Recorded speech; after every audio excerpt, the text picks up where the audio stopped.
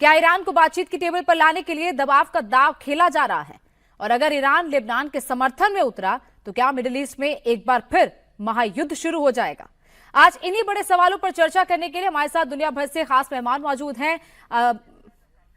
A K. Siwach जी इस वक्त हमारे साथ जुड़ गए हैं। Major general AK. Siwach defence expert के तौर पर हमारे साथ जुड़े हैं। कार्तिक गौर भी हमारे साथ जुड़ गए हैं। सबसे पहले तो मेजर सिवाच, क्या है इस पूरे मामले पर फिलहाल अगर स्टैंड कहे अमेरिका और ईरान का? बातचीत होगी, नहीं होगी? डेलीगेशंस तो जा रहे हैं दोहा, कतर, लेकिन क्या होने क्या वाला है? क्या सच में ये दोनों एक टेबल पर आएंगे? नेगोशिएशन होगी, इंप्लीमेंटेशन होगा क्या सर? हाँ गोनिका, इसमें कोई शक नहीं कि सिचुएशन थोड़ी सी टेंस है। इसमें दो राय नहीं। जिस प्रकार से आपस में इन्होंने स्ट्राइक्स एक्सचेंज की है, पहले कहीं ना कहीं अमेरिका ने इसकी जो साइट्स हैं, रडार साइट जो स्टेट ऑफ हॉर्मुज पे हिट, उसके बाद ईरान ने कुवैत और एक बहरीन के अंदर हिट। एक सिचुएशन ऐसी लग रही थी कि फिर ये आउट ऑफ कंट्रोल हो जाएगी, मगर ऐसा नहीं हुआ। दोनों अब संभल गए हैं। अभी भी अमेरिका इस लड़ाई को नहीं दोबारा स्टार्ट करना चाहता। डोनाल्ड ट्रंप की अपनी बहुत ज्यादा कंपल्शन है। उसकी डोमेस्टिक कॉन्स्टिट्यूंसी में उसकी पॉपुलैरिटी घटती जा रही है। वहां का अवाम लड़ाई को दोबारा नहीं स्टार्ट चाहता। और उसके साथ मिड टर्म इलेक्शन है नवंबर में, और अगर जिस प्रकार से उनकी पॉपुलैरिटी गिरती जा रही है तो उसको जीतना बड़ा मुश्किल होगा। इसी प्रकार से जुलाई के अंदर इनके जो 250 साल जो हैं इंडिपेंडेंस के, वो भी सेलिब्रेशन है। और हर एक चीज को मद्देनजर रखते हुए अमेरिका इस लड़ाई को दोबारा बिल्कुल स्टार्ट नहीं करेगा। उसको बड़ी मुश्किल से पहली राउंड से निकला है। वो दलदल था, वो राउंड में कहीं ना कहीं ईरान थोड़ा सा विजयी रहा, इसमें कोई शक नहीं। अगर आप ईरान की सिचुएशन देखें, ईरान भी इस युद्ध को दोबारा स्टार्ट नहीं करना चाहता। उसकी जो इकोनॉमिक कंडीशन कोई अच्छी नहीं है। 60% के करीब इन्फ्लेशन है। वहां पर लोग अभी भी सड़कों पे हैं, इंटरनेट कनेक्शन के कारण पता नहीं चल रहा। वहां पर ईरान भी चाहता है कि किसी तरीके से उनके जो एसेट थे, फ्रीज हो रखे थे, वो रिलीज हों, इकोनॉमिक सैंक्शन हटे, उसकी इकोनॉमी बढ़े। तो इसका मतलब अमेरिका और ईरान आपस में एक दूसरे के साथ टसल जरूर करेंगे, मगर सच्चाई यह है कि दोनों चाहते हैं कि एक प्रकार से बातचीत चले। प्रॉब्लम है इजराइल। क्या इजराइल इस चीज को मानेगा? मुझे लगता नहीं।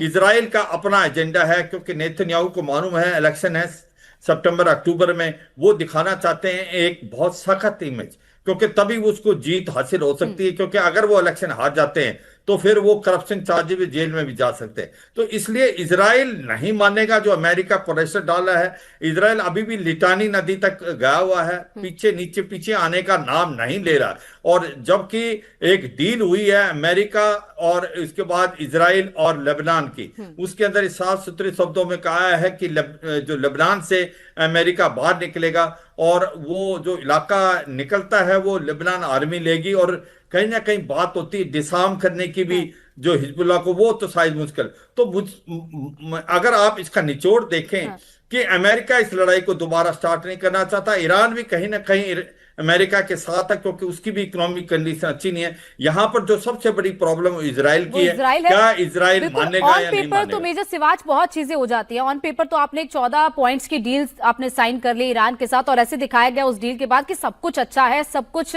शांति प्रिय होने वाला है, ये समझौता बहुत अच्छे तरीके से होने वाला है। लेकिन घयूर मोलाई जी भी ईरान से हमारे साथ लाइव जुड़ गए हैं। घयूर जी, क्या है ऑन ग्राउंड, क्या है? क्योंकि बहुत अच्छे से दिखाया गया, दोनों प्रेसिडेंट्स ने साइन किए, लेकिन उसके बाद क्या होता है? अटैक्स हो जाते हैं, ईरान की तरफ से ड्रोन अटैक होता है, यूएस उसको रिटेलिएट करता है, और सिचुएशन बिल्कुल ऐसी हो जाती है कि फिर से युद्ध शुरू होने वाला है। सबसे पहले तो दावत देने के लिए शुक्रिया। अपने तमाम सीनियर पैनलिस्ट और दर्शकों को आदाब, जय हिंद। देखिए, ईरान शुरू से इस बात को कहता रहा है और ईरान की जनता में भी कहीं ना कहीं ये बात जड़ जमा चुकी है कि अमेरिका पर भरोसा नहीं किया जा सकता। और पूरी दुनिया इस बात को बहुत अच्छी तरीके से समझती भी है कि अमेरिका कभी भी भरोसे के लायक नहीं रहा है। अमेरिका सिर्फ अपने हित चाहता है और अपने हितों को हासिल करने के लिए उसे जिस हद तक भी जाना होता है वो आज तक जाता रहा है। लेकिन ईरान हमेशा से जहां शांति का पक्षधर रहा, अपनी इस बात को ईरान ने प्रूफ भी किया। और अमेरिका की तरफ से लगातार धोखे और विश्वासघात के बावजूद भी ईरान एक बार फिर वार्ता की मेज पर आया और मेमोरेंडम को साइन किया। लेकिन फिर बात वहीं पर आकर रुकती है कि अमेरिका अपने वादों में कितना सच्चा है, अपने वादों पर कितना अमल करता है। इस बात को एक बार फिर पूरी दुनिया अच्छी तरीके से देख रही है कि अमेरिका के खाने के दांत कुछ और होते हैं, दिखाने के दांत कुछ और होते हैं। उसने समझौते पर दस्तखत तो कर दिए, एमओयू पर साइन तो कर दिए, लेकिन आज भी अपने वादों को पूरा करने से अमेरिका कहीं ना कहीं कदम पीछे खींच रहा है। रोज नए बहाने घड़े जाते हैं, कहीं ना कहीं संकट को जन्म देने की कोशिश की जाती रही है। और इसका एक कारण यह भी है कि ईरान और अमेरिका के दरमियान जिस एमओयू पर दस्तखत हुए हैं उसे पूरी दुनिया ईरान की जीत के रूप में देख रही है, और कहीं ना कहीं खुद अमेरिका में भी कि मुलाई जी का कनेक्शन शायद टूट गया। बड़े दावे करते हुए ईरान के खिलाफ जंग के मैदान में आया था। अमेरिका को कहीं भी किसी भी हद तक कोई सफलता नहीं मिली है। हाँ, उसने बर्बादी जरूर मचाई, एक जनसंहार जरूर किया, लेकिन अपने उद्देश्यों में सफल नहीं हुआ। कि मुलाई जी कहीं ना कहीं इसी एक फैक्ट तो ये भी है ना कि डोनाल्ड ट्रंप बार बार जो आकर कहते हैं ईरान पहले उसे डिनायल मोड में रहता है, उसे डिनाई करता है और उसके बाद ईरान उसी चीज पर आ जाता है, ऑन पेज आ जाता है। तो अभी इस मामले में भी अमेरिका के राष्ट्रपति तो ये कह रहे हैं कि बातचीत होने वाली है, दोहा में डेलीगेशन गया है, तो बातचीत तो होगी या नहीं होगी, क्या होगा? देखिए, आपने ट्रंप की बात जरूर सुनी, लेकिन अगर आपने ईरानी विदेश मंत्रालय के प्रवक्ता इस्माइल बकाई का बयान भी सुना हो तो यह सवाल होता ही नहीं।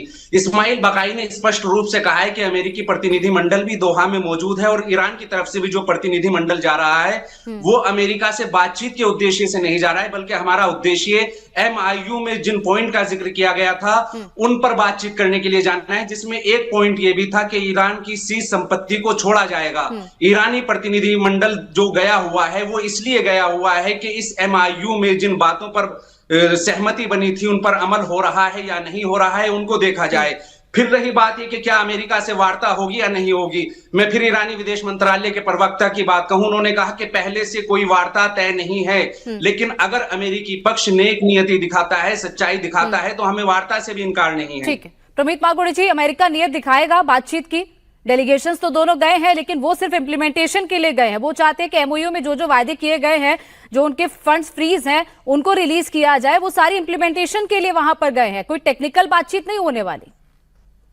नहीं मैडम, बड़ा सीरियसली बातचीत होगी और टेक्निकल बातचीत भी होगी। See whatever we are seeing और hearing on the television channels, the actual reality is quite different. Both the parties, जैसे हमारे साथी पैनलिस्ट हमारे मेजर जनरल साहब ने कहा कि दोनों ही party is very much interested. America is also not looking for a long term war because there is a mid term election coming up, inflation is causing a big problem and general Americans are also not in favor of war. And similarly Iran के तो TV पे आके कुछ भी बोले वो तो वस्तु स्थिति से कोसों दूर है इनकी जो बातें हैं। और क्योंकि Iran has lost big time, but क्या है वो उनको कुछ ना कुछ you have to face the save the face, तो उसको टीवी पर आकर मीडिया में आकर आप उसी तरह से आप फेस सेव कर सकते हैं। लेकिन दोनों ही पक्ष अभी किसी प्रकार का वॉर नहीं चाहते हैं और जहां इतना ज्यादा फ्रेगमेंटेड कमांड स्ट्रक्चर है वहां पर यू कैन नॉट एक्सपेक्ट कि जो सीज फायर की एक 100% जो डेफिनेशन होती है उसका पूर्ण रूप से पालन हो। By and large ceasefire में इस तरह की जो घटनाएं हो रही हैं वो